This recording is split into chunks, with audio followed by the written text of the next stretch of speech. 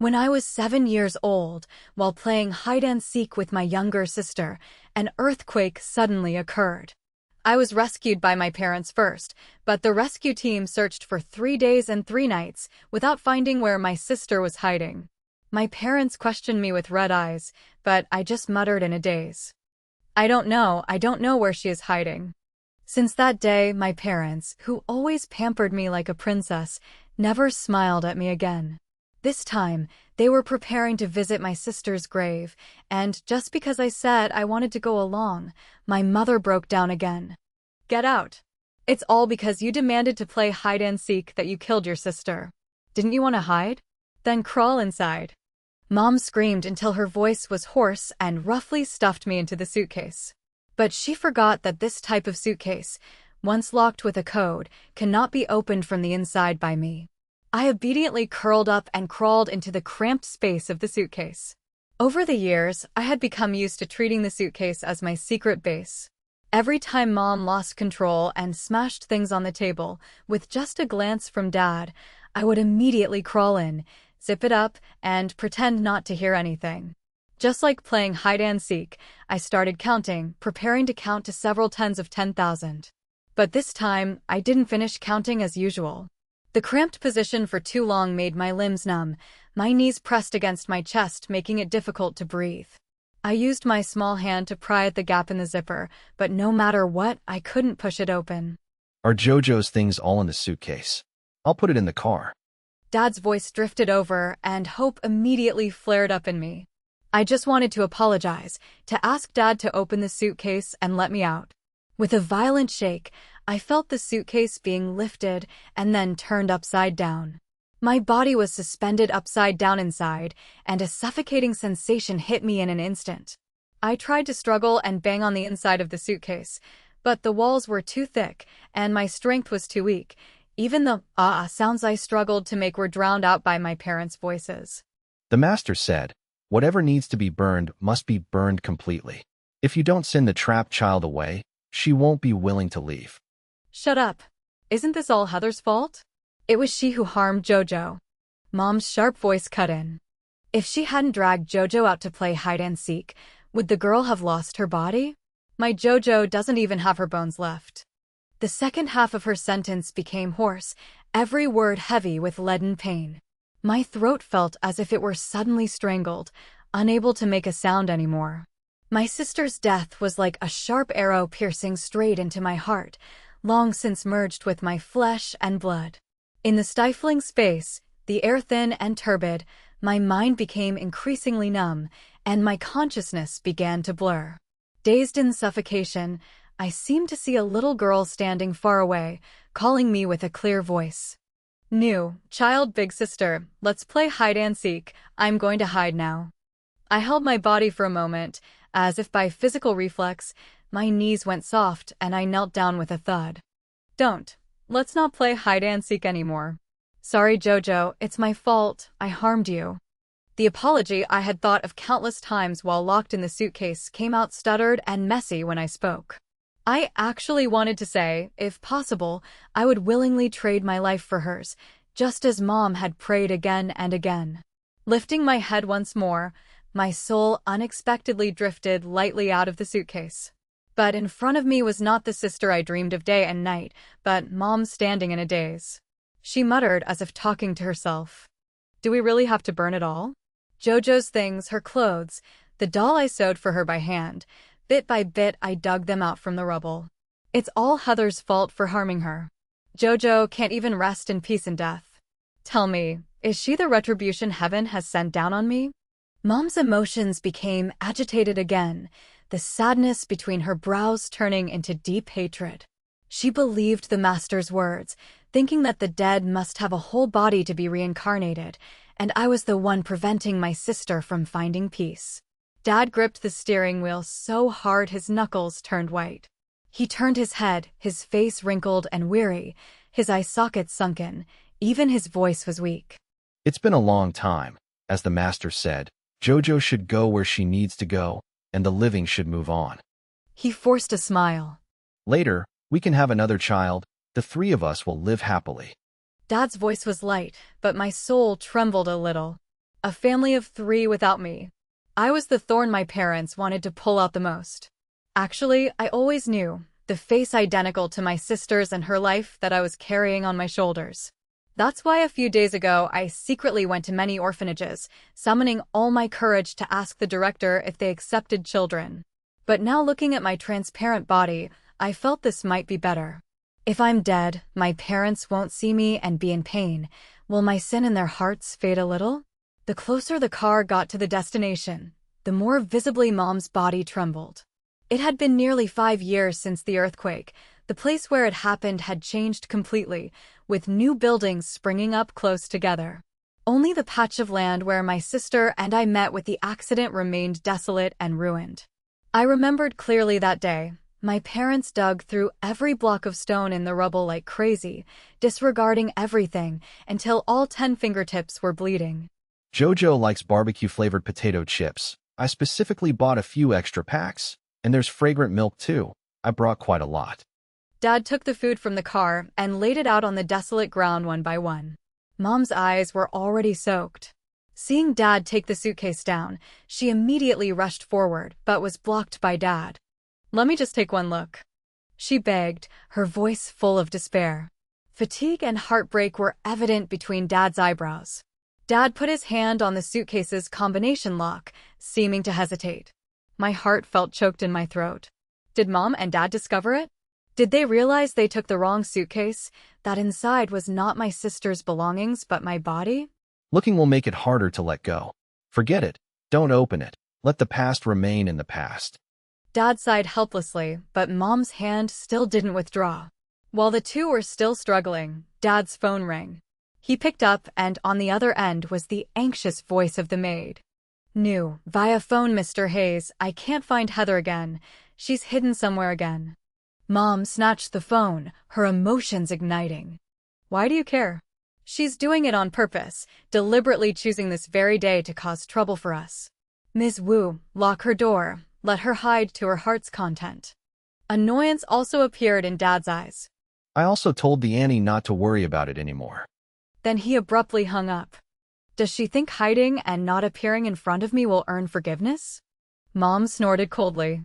The atmosphere sank, but something compressed seemed to be silently fermenting in the silence. Dad didn't reply, just quietly prepared to light the fire. But in Mom's eyes, the fire burned even more fiercely. It's all Heather's fault. It's her. She caused me to be unable to keep even the last few belongings of Jojo. We treated her so well, how could she be so cruel? When the earthquake happened, she invited her sister to play hide-and-seek, and now that Jojo is dead, she can't even be reincarnated. Does she really hate her sister that much? Mom's eyes were red, gritting her teeth as she cursed. I had heard these words hundreds of times. I knew Mom was in so much pain she needed something to vent on. I tilted my head to look at Dad. On his face, there was no pity left for me, only numbness and coldness. Because of me, he lost his youngest daughter. Also because of me, Mom became a person with severe psychological illness. Dad is a lawyer. Rationality and calmness are his principles of life, but the pain repeating day after day corroded that reason, leaving him no choice but to blame me. Before, when I was hurt by Mom, he would secretly give me a sweet candy when I hid in the wardrobe, leaning against the door to apologize. Nom, flashback Heather, Mom is just having an episode, just hide a little longer. Dad knows you feel aggrieved. But later he started secretly drinking in places Mom couldn't see. He also grabbed me once, questioning relentlessly why I dragged my sister to play hide-and-seek. Then later still, he ignored it when Mom beat me until I was injured, personally locked my door, and forgot to bring food for the child locked up all day. And now he spoke in a tired voice. After sending Jojo off, I'll take that girl to the countryside. We'll start over after that. As if I were something worthless, discarded without regret.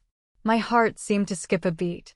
I wanted to smile, wanted to be happy for my parents, happy that they finally escaped the nightmare and had the courage to start over. But before my eyes, the fire had been kindled, eager to burn away the last traces of me. My empty chest still hurt uncomfortably. Mom hugged my sister's teddy bear, her eyes vacant. I merged my soul into the teddy bear, as if returning to Mom's embrace. The warmth I hadn't touched for a long time covered me. I remembered when I was just rescued from the rubble, before I could even see my surroundings clearly. I was held tight in Mom's arms. But that last bit of warmth shattered under a slap from Mom just because I uttered the 3 words, hide and seek. The fire began to flare up. Dad threw the teddy bear in Mom's hand into the fire. Mom's face turned pale as she stared at the suitcase, then stumbled forward to hug it tightly. Please, let me stay with Jojo a little longer. She sobbed, her voice pleading, almost desperate. Dad's face was full of conflict and pain. I found myself sinking into guilt again. If Mom and Dad discovered my body was in the suitcase, they would probably be angry. They would feel very unlucky, wouldn't they? I just had to choose today to die, ruining my sister's path to reincarnation. My soul anxiously flew around my parents, but I could only watch helplessly as Dad forcefully snatched the suitcase as if he had made up his mind, and with a straight kick, kicked it into the fire. The fire flared up with crackling sounds. That's not right. This isn't Jojo's suitcase. Mom suddenly screamed, her trembling hand pointing at the suitcase burning in the fire, asserting with certainty. Jojo likes pink stickers. Her suitcase clearly has Hello Kitty stickers. Dad froze, understanding nothing. This is Heather's suitcase. I was startled and immediately tense. I thought Mom would remember that I was locked in the suitcase and never released, but in the next second, Mom screamed again, her face full of the familiar resentment towards me. Did you pack without looking? How could you use Heather's dirty suitcase to hold Jojo's things? Burning this for Jojo will make her angry. Dad was stunned, and even I was stunned. Was it just because of this? Mom not only didn't remember me, but even my suitcase disgusted her. No, we can't burn this dirty thing for Jojo. Mom looked like she wanted to rush into the fire like a madwoman. Dad quickly hugged her tight. He held the frantic Mom in his arms to reassure her. Okay, calm down. Don't be like this. It's just a suitcase. It's okay. It doesn't affect anything. Mom was held tight, the fire illuminating her pale face. She opened her eyes wide, covering her nose and mouth, looking as if she was about to faint. Realizing there was something unusual about Mom's emotions, Dad stared at my suitcase, his face also becoming extremely unsightly. He was probably cursing me too, cursing me for not being peaceful even in death. All right, let's go home first. Dad could only gently pat Mom's back, ignoring the dying fire, and hurriedly helped her into the car. He gave Mom a pill, waited until she fell asleep, and then texted someone. Thank you, Doctor. Jojo's things have been handled.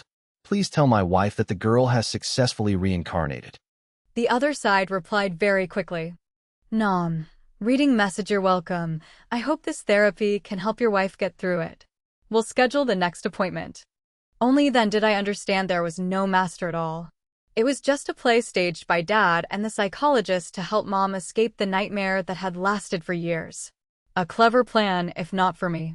I looked out the car window, seeing my body still trapped in that suitcase, silently praying that no one would ever find my body, so my flesh could rot in this ruin, becoming nutrients for my sister's rebirth. But my hope quickly shattered when the car returned home. I saw a few people standing at the gate. Dad helped the still-dazed Mom out of the car. Ms. Wu among the crowd looked as if a burden had been lifted, sighing in relief. She pointed at my parents and spoke hurriedly. New, Ms. Wu there. These are Heather's parents. They're back. You can ask them. Dad stood frozen, not understanding what was happening. But I recognized one of them, a lady wearing glasses. It was the director of the orphanage I had visited a few days ago. That day she had squatted down, looked at me gently, and asked why I wanted to enter the orphanage. I stuttered, just bowed my head shyly and whispered, Mom and Dad won't be happy because of me at home. She paused slightly, wanting to ask more about my family situation, but I kept my mouth shut and ran away in panic. I didn't expect her to bring people to find my home. Another lady also stepped forward, taking documents out of her bag. New, official hello, I am from the local Women's Federation. We would like to ask about the situation of the child, Heather Hayes. New, Mom, what Heather? Hearing my name, Mom was immediately like a triggered bomb. She glared at them, smiling sarcastically. New Mom Women's Federation? That brat Heather really has some nerve. Now she knows how to bring people to back her up. So, did she tell outsiders that we abuse her? Mom's demeanor made the people from the Women's Federation and the director frown. I didn't know that after a few times I sneaked to the orphanage, the director had realized something was wrong and had even gone to my school several times to investigate.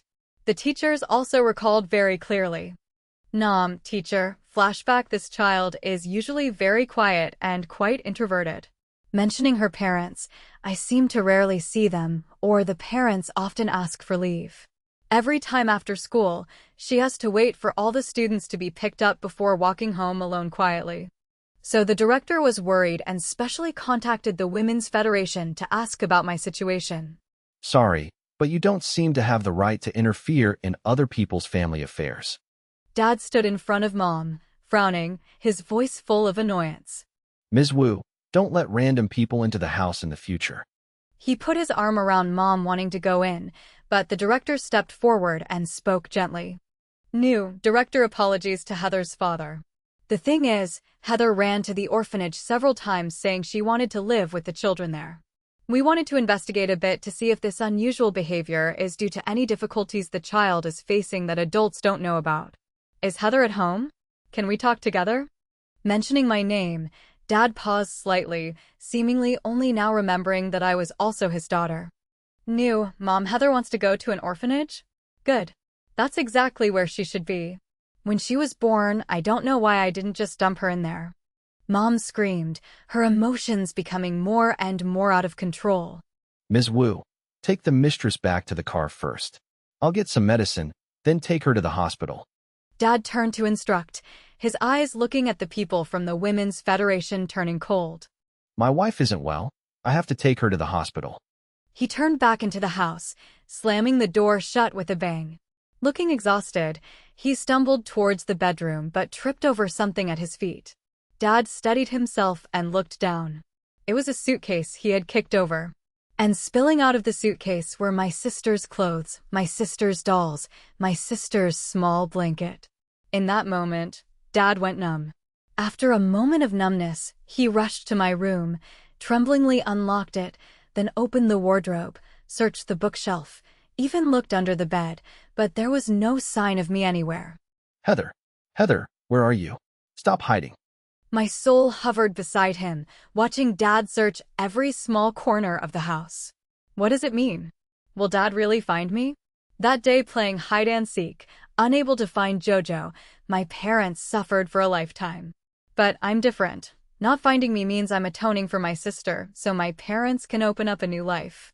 It can't be that suitcase. Dad tremblingly opened his old purchase history. The words self-locking in the product description were like a blade stabbing straight into his eyes. Dad sat on the floor in a daze for a full minute. In his eyes was a shock and confusion I had never seen. Then he propped himself up and staggered to his feet as if nothing had happened. He gathered all of my sister's belongings from the suitcase into a trash bag and hid them. Dad went out to take Mom to see the doctor first. On the way, the master texted Mom again. Nom, master, message, I've calculated it. The child's attachment has dissolved. She has successfully reincarnated. Before leaving, she asked me to send a message to you too. New, Mom, really? What did Jojo say? Nom, master, message, she will definitely be happy in her next life. Mom's eyes lit up instantly, tears flowing along. Nom, master, message, she says don't worry, just live on. After reading it, Mom cried profusely. By the time they reached the psychology clinic, Mom's emotions were much more stable. The doctor made a preliminary examination and saw good results, so he told the assistant to take Mom to the side room for hypnotherapy. Then he turned to Dad with a smile. Nom, Dr. Mr. Hayes, this method of yours is truly effective. You understand your wife best. Sometimes when obsession is buried too deep, you have to push the patient a little. I see your wife's condition is quite good recently. I'll prescribe some more medicine. You two go back and rest. You can go on a trip in a few days to relax. He said that, but Dad's face looked even worse. I moved closer and could hear Dad's heavy, rapid breathing, and the chaotic beating of his heart in his chest. Dad took Mom, who had calmed down, back to the car to go home. All the way, Mom talked incessantly. "New, Mom, the master said so. Jojo is fine, that's great. Jojo, rest assured, Mom won't forget you, but Mom will also try to live well. We all have to live very well." I looked at her stiff smile, both happy that Mom was recovering and painful that I had become the cause of Mom's trauma again. The car drove steadily, and during that time, Ms. Wu texted again. "New, Ms. Wu, message sir. I cleaned up thoroughly today and the food is ready, but still no movement from Heather. She probably hasn't eaten all day. Should I continue to lock her in?" Dad leaned over to hide the phone so Mom wouldn't see, then typed a line. "Nom, texting, don't worry about it, you can go home. Don't come for the next few days either, we'll be going out." He turned to see Mom rarely cracking a smile, while his face became even gloomier. Outside, the sunset was brilliant. Mom leaned against the car window with a peaceful expression never seen before. She was immersed in her own world, completely unaware of the heavy atmosphere on Dad's side. Then the phone rang like a bomb. The voice on the other side was serious, cold, uttering what I feared most. "Nom, police. Via phone, hello, are you the parents of Heather Hayes? We found your daughter's body in the desolate mountain area west of the city. Please come to the police station immediately." In the silent car, every word fell clearly into my parents' ears like thunder in a clear sky. Although I didn't want to admit it, the truth was that this short, peaceful moment was finally broken by me. The body in the suitcase. My body was discovered by an old man clearing land nearby. Seeing the half-burnt suitcase, he curiously brushed away the layer of ash and a second later collapsed in fear. In his eyes, widened to the limit by fear, my mangled body was clearly reflected. The thin, twisted figure, the charred skin carbonized, looking no different from a dry branch consumed by fire. They immediately called the police. After going in circles, the bad news still reached my parents' ears. A deathly silence spread throughout the space in the car. Dad's hand gripped the steering wheel so hard that his veins popped out. He moved his trembling eyes, cautiously observing Mom's reaction. Mom's face showed a fleeting look of confusion, as if trying to digest the sentence just now. But as long as I was mentioned, Mom's brain seemed programmed to always link me with hatred. "New, Mom Heather? I almost forgot about that wretch. What trick is she playing this time? She can't stand her sister being reincarnated and living well, so she has to deliberately cause trouble for us, right? This time she's even more capable, colluding with someone to fake death. If she wants to die, why didn't she die sooner? When the earthquake happened, she should have just been crushed to death." Every vicious curse followed one after another, while I breathed a sigh of relief. Good, it's good. Mom hasn't discovered that I'm actually dead. If Mom is happy that I'm dead, then it's worth it. I gave a small, weak smile. Dad took Mom home. Mom immediately screamed. "New, Mom, where is Heather? Get out here. Stop hiding." Mom was always like that. It seemed that since the earthquake, I had become the source of all disasters. Only by venting all her hatred on me could she feel a little relieved. "New, Mom, why won't you come out? Do you think if you hide, if you fake death, I'll be heartbroken for you? Will I love you like I love your sister? Don't dream." Mom ran around the room like a madwoman. "New, Mom, come out. I have to send you away. Send you to the orphanage. I will live well just as Jojo wished. Don't come to disturb me anymore." I didn't understand why Mom reacted so violently. Clearly before, Mom never wanted to see me, wishing I would hide in the wardrobe or the suitcase forever and never step out. Now that I've truly disappeared, why does she want to find me? Calm down. I told Ms. Wu to take Heather away. In a few days, I'll take her to the countryside to be fostered. You won't see her anymore. Dad quickly stepped forward to reassure her. Those words spoken by Dad made Mom believe immediately. She sat blankly on the chair, looked up and asked, "New, Mom, did you really send her away?" Receiving a definite answer, Mom nodded calmly, her expression complex.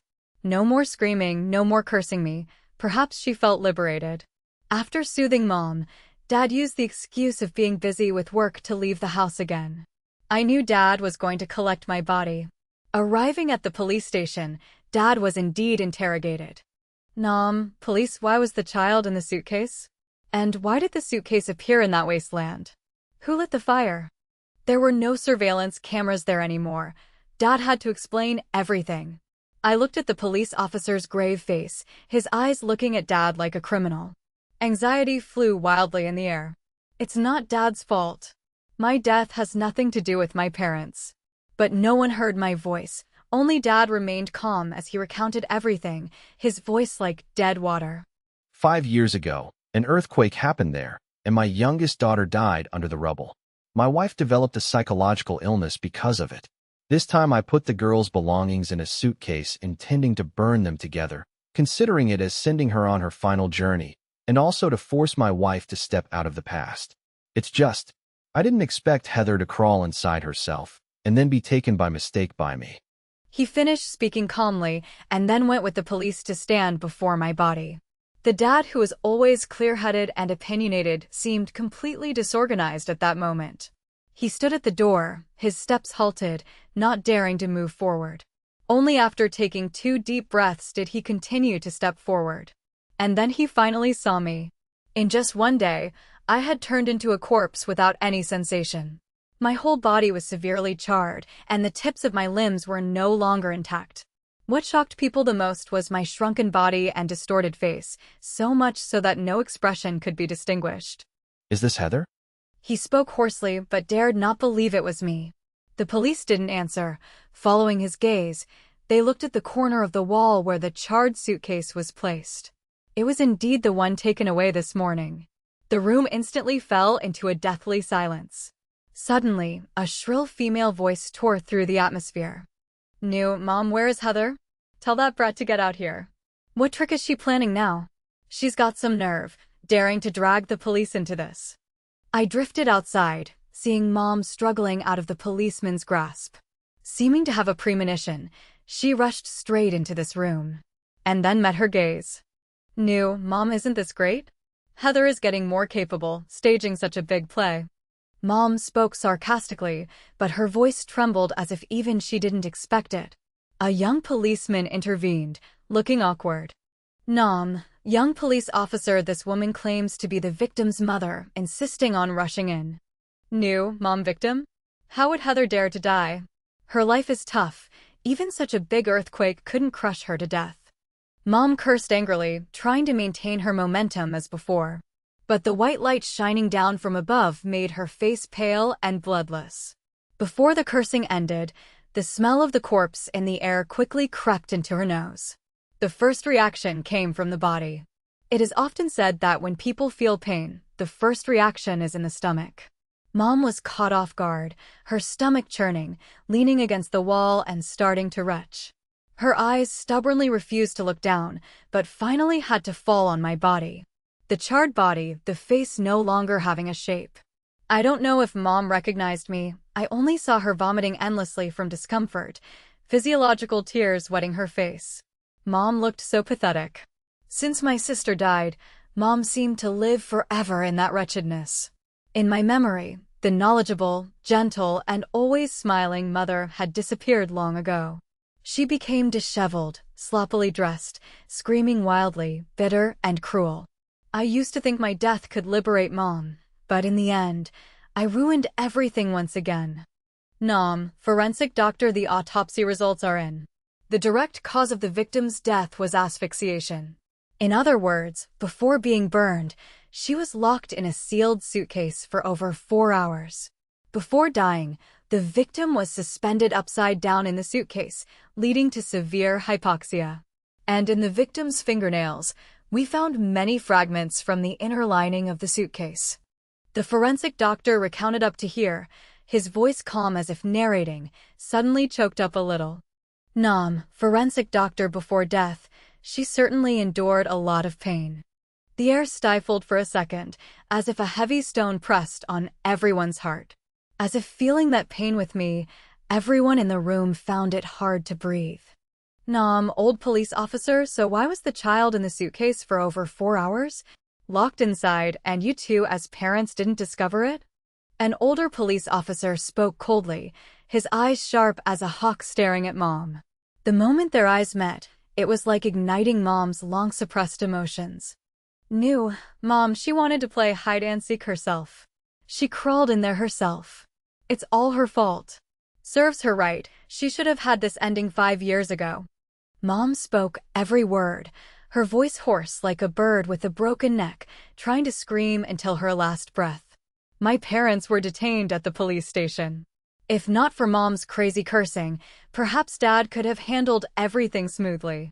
After all, he was a good lawyer and had many friends in the legal profession.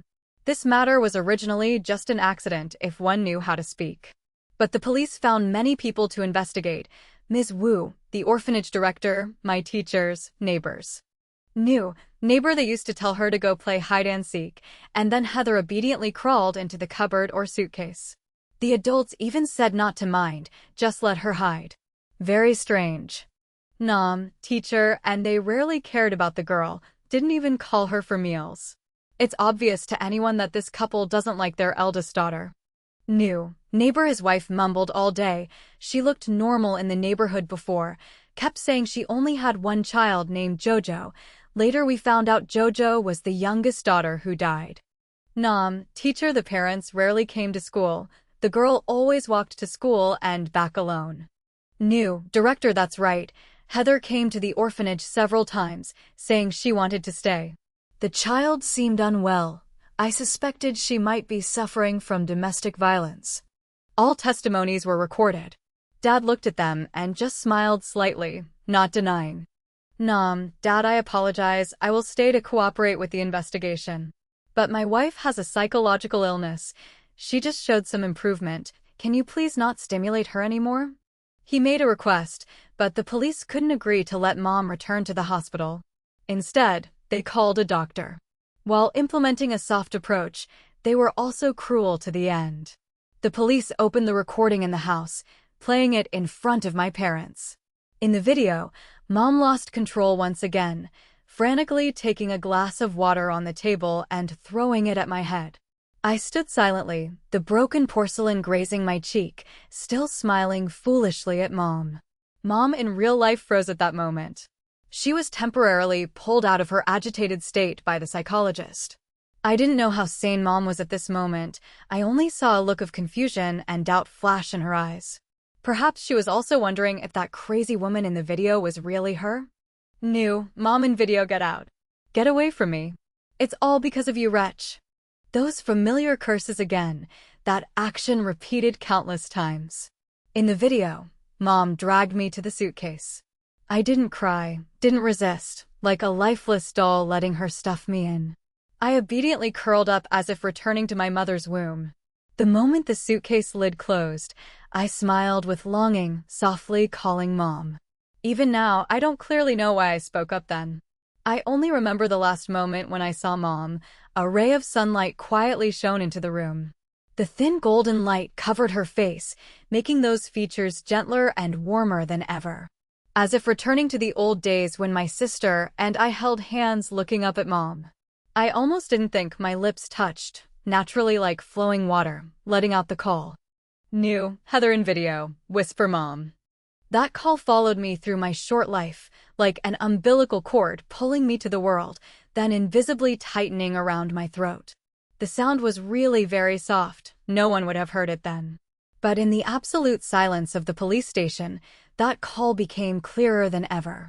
Like a mallet striking Mom hard, hitting straight into her heart. Mom's whole body trembled visibly. She suddenly remembered that no one had called her like that for a long time. My mother wasn't like this before. In my memory, Mom was a capable, gentle professor, her knowledge no less than Dad, a famous lawyer. Mom read history stories to me, taught me how to be a good person. When my sister and I argued, Mom always disciplined us seriously, never favoring anyone. But because of me, Mom became unusually agitated, even vicious like she is now. Without warning, Mom suddenly went mad, snatched the mouse from the policeman's hand, and started switching surveillance feeds. People who wanted to stop Mom were held back by the old policeman. So everyone had to watch Mom open day after day of the camera footage. On the screen, those scenes repeated, the mother losing control, the father exhausted soothing her, and me silently appearing in each frame, making no sound. I usually appeared when Mom's emotions were not too agitated. While Mom wasn't paying attention, I would secretly add water to the cup she just finished drinking. I would wipe clean the photo hanging on Mom's wall, especially the one where Mom stood in front of the university gate holding a stack of books. I wiped it until it shone. I would cover Mom with a blanket when she slept on the sofa. And when Mom wasn't paying attention, I would gently rest my head on her knee, greedily smelling Mom's scent. New, Heather in video, whisper Mom. Mom.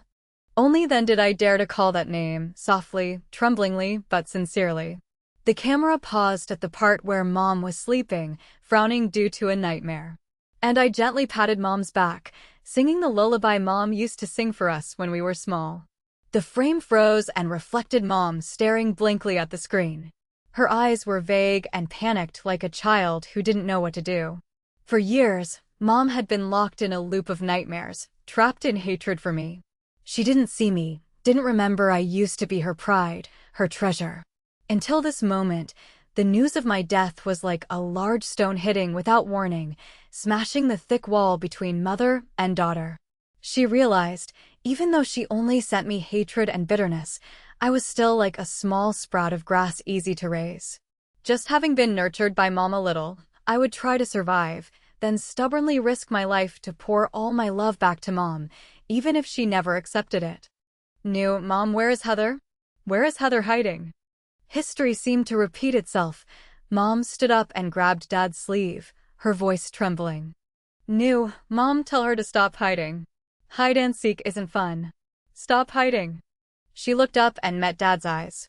Eyes full of pain and age. Years of suffering mixed together, pouring into that moment, making Mom's eyes suddenly brighten for a second, then tears immediately flowed out like a stream. New, Mom, is she dead? Is Heather dead? They both died. Why did they both die? Mom couldn't take it anymore, threw herself into Dad's chest and cried. From that day on, Mom returned to normal. She no longer needed medicine, no longer went mad or got angry without reason. Dad didn't argue a single sentence in court. He just calmly accepted the verdict. When being led away, he turned back and smiled. The smile of a person who has been liberated. For years he lived like a taut string and finally, it broke. Nom, Dad, I'm too tired, child. Mom's expression was still strange. She only said one sentence, and that sentence crushed my heart. New, Mom, if I hadn't believed that Master believed in burning things for JoJo so she could reincarnate, then Heather probably wouldn't have died. Dad sat in front of the courthouse gate and laughed loudly. Nom, Dad, it's my fault. I was stupid enough to believe that superstition. Why am I so ridiculous? Haha. But after laughing for a few seconds, tears fell like a broken string of beads. Mom's back gradually hunched over. I heard her whisper. New, Mom, I'm sorry, Heather. Mom is sorry.